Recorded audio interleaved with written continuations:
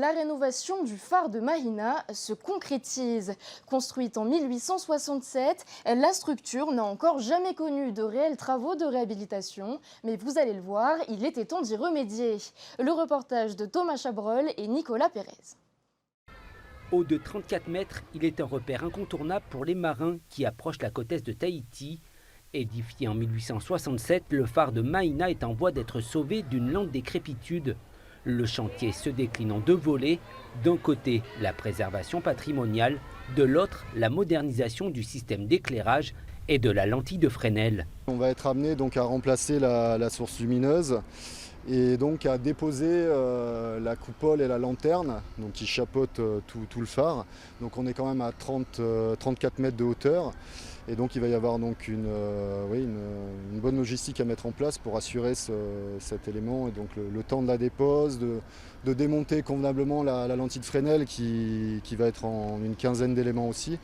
Donc il y a de grosses contraintes à ce niveau-là. Les assauts du temps et la corrosion ont endommagé les peintures et le système électrique. Les travaux doivent permettre de rénover les murs et de colmater plusieurs infiltrations. L'an dernier, un diagnostic de recherche d'amiante et de plomb a déjà été effectué. Les éléments contaminés seront retirés en mars 2024. D'autres travaux ont aussi été effectués au sommet du phare. Ça a commencé donc en novembre 2022 avec la dépollution de la cuve à mercure qui permettait de gérer le soubassement, d'assurer les rotations et de limiter le frottement. Pourtant, vieille de plus de 150 ans, la structure ne présente pas de défaut majeur. Bâti sur le modèle de deux phares français, le phare de la Pointe Vénus est l'œuvre des ouvriers catholiques, les bâtisseurs de la cathédrale de Mangareva. La commune de Mahina souhaite d'ailleurs inscrire le monument sur la liste du patrimoine de l'UNESCO. En même titre de ce qui s'est passé avec le marais de Tapu Tapu Atea, on voudrait pousser un peu la reconnaissance de ce phare de la Pointe Vénus. J'en ai parlé déjà l'an dernier, ou il y a 2 ans, lors de mes visites à Paris, lors du congrès des maires, qu'on avait approché certaines personnes sur la préservation du patrimoine français. Je vois qu'il y a une grosse fondation qui s'en occupe.